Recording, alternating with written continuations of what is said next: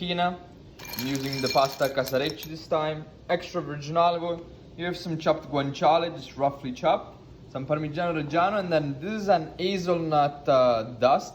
So you just toast your hazelnut and then just puree them, and that's it. And you can let it sit in your fridge, whatever. Just toasted hazelnut, just dusted, you know, and then you put it in a blender and you puree. First thing we will do is just render our guanciale. So we go ahead, we put it in the pan, make sure you separate them and turn the heat on. For a low heat, in this case, we're just gonna add a little bit of olive oil to help render the fat and just get more flavor out of it. Make sure it's not sticking and every piece is down, and you just render it until it's crisp. In the meantime, you can just cut your zucchine. Just do stripes, you know, do 3 stripes, not too thin. I like to fill the zucchine. Then do lines, and then this is our just, you know, the simple cubing of zucchine.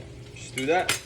Secret, you just like tilt the pan so that, you know, the guanciale is actually covered in fat and gets much crispier. So just do it at a low heat and tilt the pan.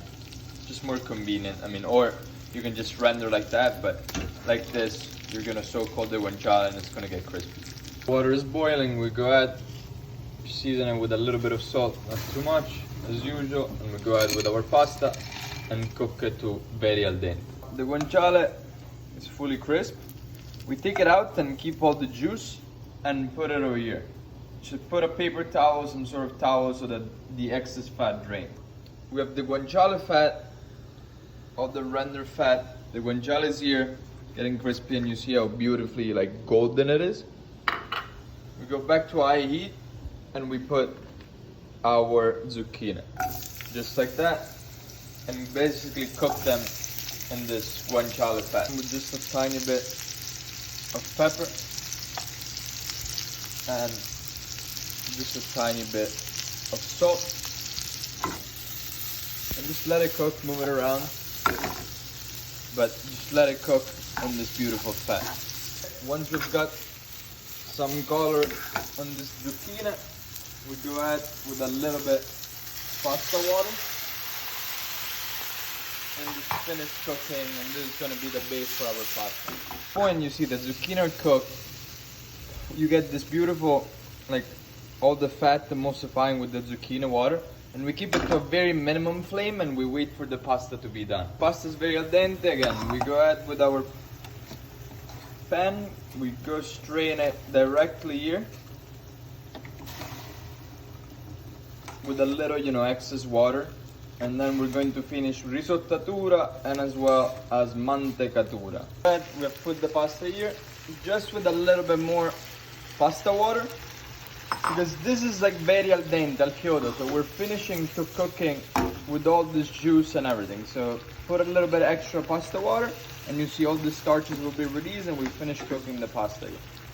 Okay, the pasta is done at this point. We just shut it off and we start the mantecatura. You do a couple of rounds just like that to cool it off before we go ahead with the olive oil and the cheese. A tiny bit of pasta water. It's going to help us emulsify everything together. The olive oil, good amount always.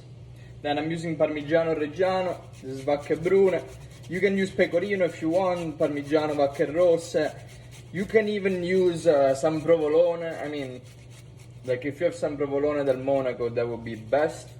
But I know it's very hard to get. However, parmigiano, a good parmigiano reggiano works very well with this. And then, you know, once you put it in, you just do the mantecatura. Never stop, otherwise the cheese is gonna get stringy. You're essentially cooling everything down and making it much, much creamier. And you wanna make sure that you're still hot, but at the same time, you know, you are moving around so that it becomes creamier, and you wanna make sure you're a little bit more liquid than you would think of.